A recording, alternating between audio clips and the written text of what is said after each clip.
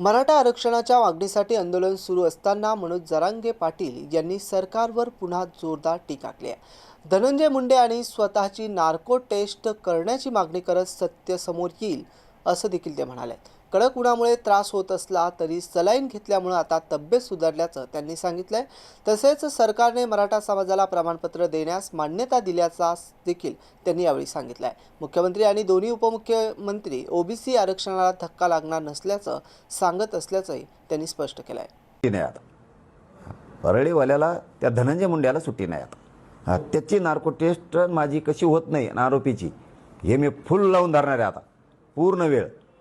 ते कसं होत नाही ते बघतोच आता, कारण त्याची एकदा नार्को टेस्ट झाली। मग आंधळ्याच्या प्रकरणात काय झालं, संतोष देशमुखांच्या प्रकरणात काय होता, कसं काय येत नाही, गीतेच्या प्रकरणात कसं काय येत नाही, महादेव मुंडेच्या प्रकरणातला विषय आणि आणखीन कुठं कुठं कोंकण धाराशिवला इकडे तिकडे कारखाने होते त्याच्यात काय काय झालेलं आहे भ्रष्टाचार, कशात काय होतं नाही, सगळं एकदाच येईल त्या नार्को टेस्टमध्ये। म्हणजे माझ्या नार्को टेस्टच्या या प्रकरणात बाकीचं सुद्धा सगळं लफडं येणार।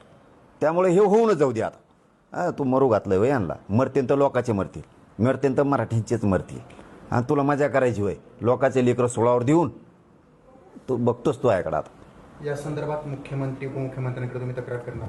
SP पासून पुन्हा ही आधीच केली मी, अधिकृत पुन्हा एकदा SP-कडे करणार, स्थानिक पोलीस स्टेशनला करणार, स्थानिकला पण दोनही कमिशनरला करणार, मी मुख्यमंत्री गृहमंत्री यांना सुद्धा करणार ही तक्रार। मी जे त्याच्यात विभाग येत आहेत आणि कोर्टातून सुद्धा आणि पूर्ण ताकदीनं हे लावणार। त्याचे नार्को टेस्ट कसं काय होत नाही माझी पण ती मी आता बघणार। लोकांच्या लेकराला पुढं घालतो आणि त्यांना मरू घालतो पैशाच्या जेवावर तू, आणि तोच लोक कोणचा PA येतो तो हा कोणचा प्रवक्ता आहे हे सोबत हिंडत येत, कशा माहित्या पुरवित येत, कशा खोट्या बातम्या मग त्या यूट्यूबला दाखवल्या जात्यात।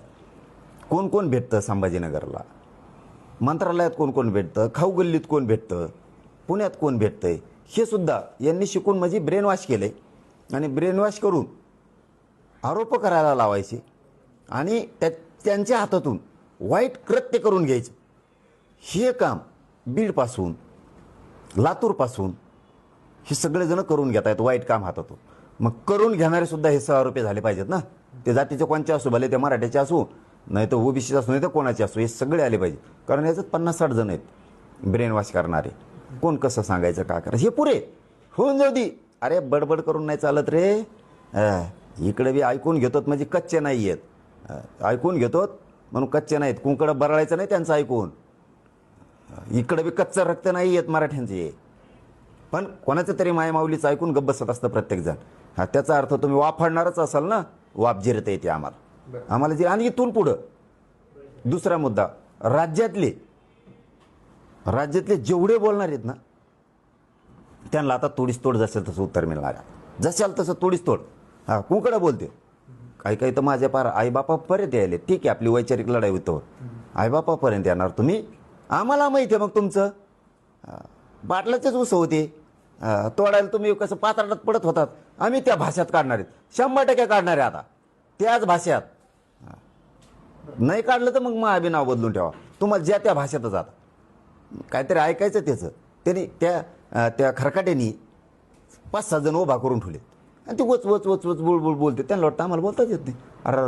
अरे आपल्या डायरीतले डेंजर शब्द आहेत, इतके भयान काढील। त्याला जातीशी कोणी तोलायचं नाही, त्यालाच असेल तसं उत्तर मिळणार आहे। हे काय करतात मग अंगलोट आलं जातीला जोडीत येत, आमच्या जातीला असं असं म्हणले, भंगार म्हणले, जातीचं काय संबंध आहे त्यांना म्हणलो का, ओढू नका। जिथलं तिथं ज्याला त्याला आता उत्तरं मिळणार आहेत जशा त्याच भाषेत। मग ते कुणी पण असो राज्यात आता आंदोलनात होतं, नको बाबा समाजात लेकराचं आमच्या वाटोळ होईल म्हणून आम्ही ते 2-2.5 वर्ष असं धुवूनच काढले, आता आम्ही धुवून काढतो।